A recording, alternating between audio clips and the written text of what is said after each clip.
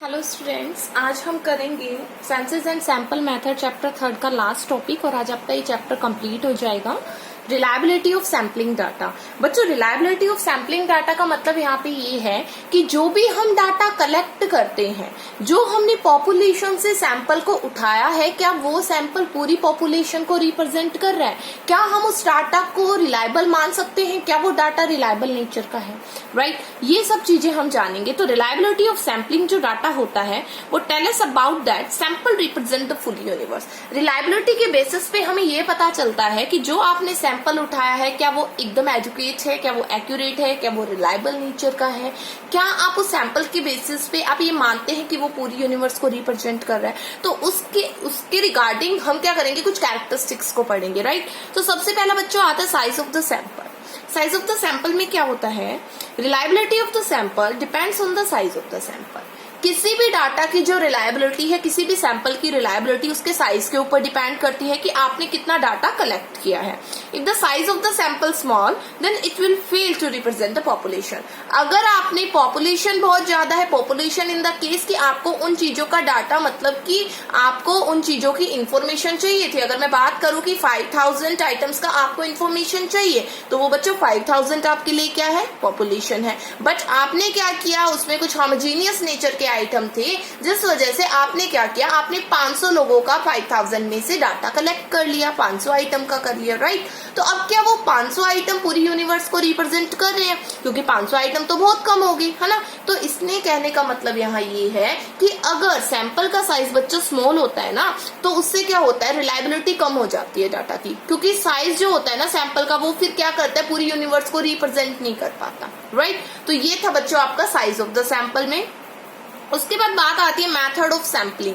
Method of sampling में क्या है, if the method of sample is not simple and exhaustive it will not adequately represent the population. It means that कि आप sample के लिए हमने मेथड्स पढ़े, like random sampling, systematic sampling, cut off sampling, convenience sampling, right, और stratified sampling, प्रोपेसिव sampling. तो उन method में से आप एक ऐसा सिंपल और एग्जॉस्टिव मेथड लगाइए जिससे आप इंफॉर्मेशन को आसानी से कलेक्ट कर सके और पर्सनल बायसनेस भी ना हो। ठीक है, तो वो डाटा रिलायबल नेचर का हो सकता है। लेकिन अगर आपने कॉम्प्लिकेटेड मेथड चूज कर लिया तो क्या होगा, सैंपल जो होगा आपने कलेक्ट किया वो रिलायबल फुल नहीं होगा।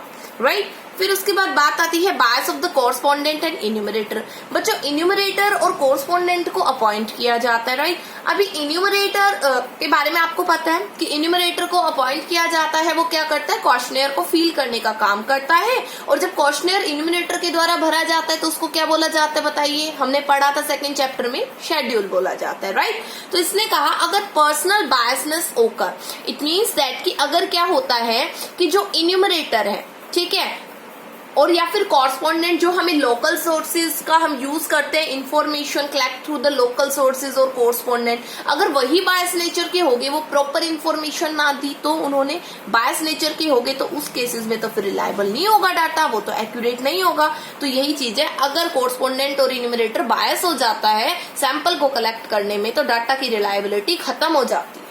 ठीक है, ट्रेनिंग ऑफ द इन्यूमरेटर, बिल्कुल। रिलायबिलिटी एंड सैंपल, मतलब कि सैंपल जो डाटा आप कलेक्ट करते हो, जो सैंपल आप कलेक्ट करते हो बच्चों, उसकी जो रिलायबिलिटी होती है ना, वो किसके ऊपर डिपेंड करती है, इन्वेस्टिगेटर की ट्रेनिंग के ऊपर भी डिपेंड करती है। ट्रेनिंग इन द सेंस, जब इन्यूमरेटर को अपॉइंट किया जाता है तो ये देखा जाता है कि वो कितने ट्रेंड है, मतलब उनको ट्रेनिंग देनी होती है कि वो एक्सपर्ट करना होता है कि क्या वो अपने काम में मतलब एक्सपर्ट हो गए हैं, क्या उनको अच्छे से डाटा कलेक्ट कर रहे हैं।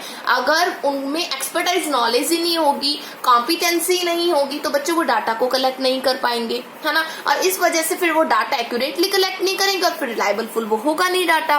तो यही चीज है कि इन्यूमरेटर की ट्रेनिंग के ऊपर भी डिपेंड करता है कि डाटा रिलायबल है या नहीं है।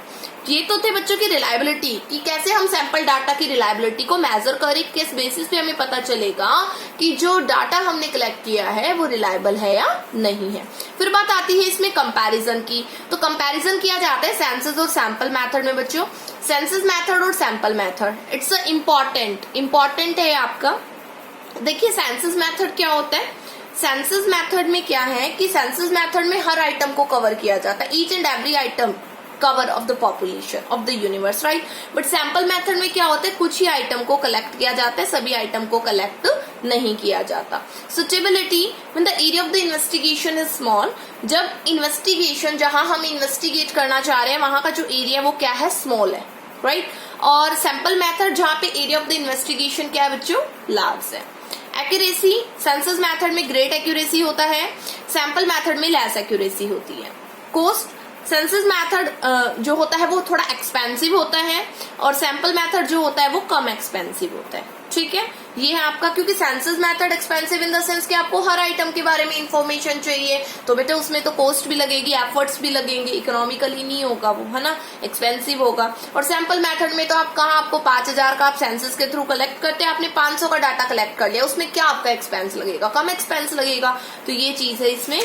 फिर बात आती है टाइम की। बिल्कुल बेटा, टाइम जो है सेंसस मेथड में ज्यादा कंज्यूम होता है, टाइम ज्यादा लगता है। एक तो आप 5000 का डाटा कलेक्ट करो, एक आप 500 का करो, फर्क है या नहीं है, बिल्कुल फर्क है, तो टाइम ज्यादा लगता है सेंसस मेथड में। लेस टाइम कंज्यूम, बिल्कुल सैंपल मेथड में जो टाइम है वो थोड़ा कम लगता है।